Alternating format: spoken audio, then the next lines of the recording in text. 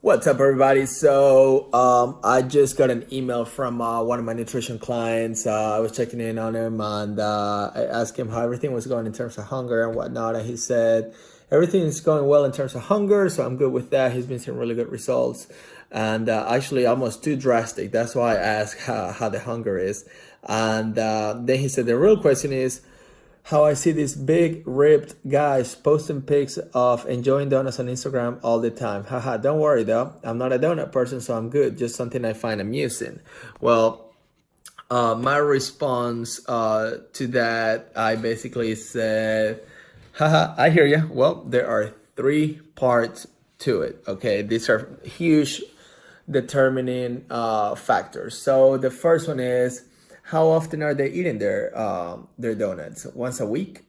Is that with their cheat meal? So like, are they hardcore dieting and doing this and that, and then they're having like say steak with whatever and a donut once a week as their cheat meal? Then I think you can absolutely 100% be ripped and doing that, because a lot of my athletes, including myself, when I was prepping last year, we were having a cheat meal once a week. Sometimes it may be a couple of weeks where we wouldn't have one, but it was either a refeed or a cheat meal. And for sure, 90% of my cheat meals, when I did, had some type of either cookie, donut, or whatever I was craving.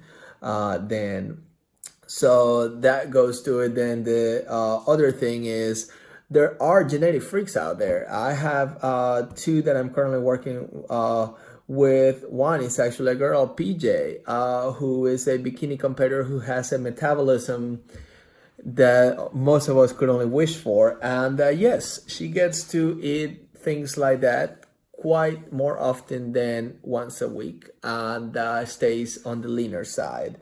Then the other thing too, and this could definitely be a factor that plays in, is how tight are they with their diet throughout the week? Because yes, you could totally eat two, three donuts a week, assuming that they have genetics like mine, for example, where if I'm not dieting, I can get fat, basically. So, yes, I could eat two to three donuts a week, and a perfect example of that would probably be my wife, Ashlyn, where she is perfectly fine waking up at 5:30, 6 o'clock, fasting just about most of the day, where she'll eat her first meal around 2, 3, 4 o'clock in the afternoon sometimes, and then coming home, having dinner, and enjoying a donut. So at the end of the day, if you are pretty much extremely depleted and you're super low in calories, and then you're having a donut, for example, then you can get away with doing that a lot more. Now, someone that has to wake up and pretty much within the first hour or two eat, like me, and then every so often I have to have my meals, then me doing a donut at the end of the day, unless I'm extremely depleted, say I'm doing zero carbs, my fats are low, and I'm literally just eating protein and veggies all day, yeah, I could probably afford to do a donut, probably just not as often. Plus, I cannot function when I'm so depleted like that.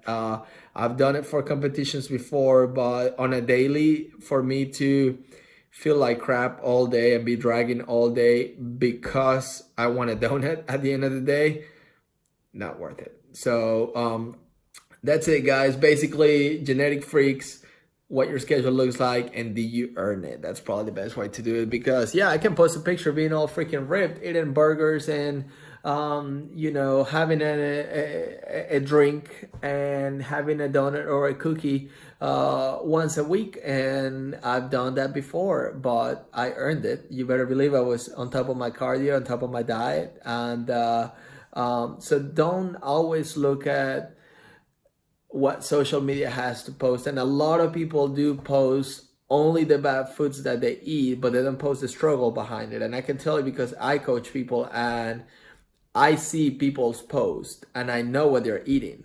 So the grass is not always greener on the other side. So play smart and do what you gotta do. Balance is key. But in my opinion, health always comes first. So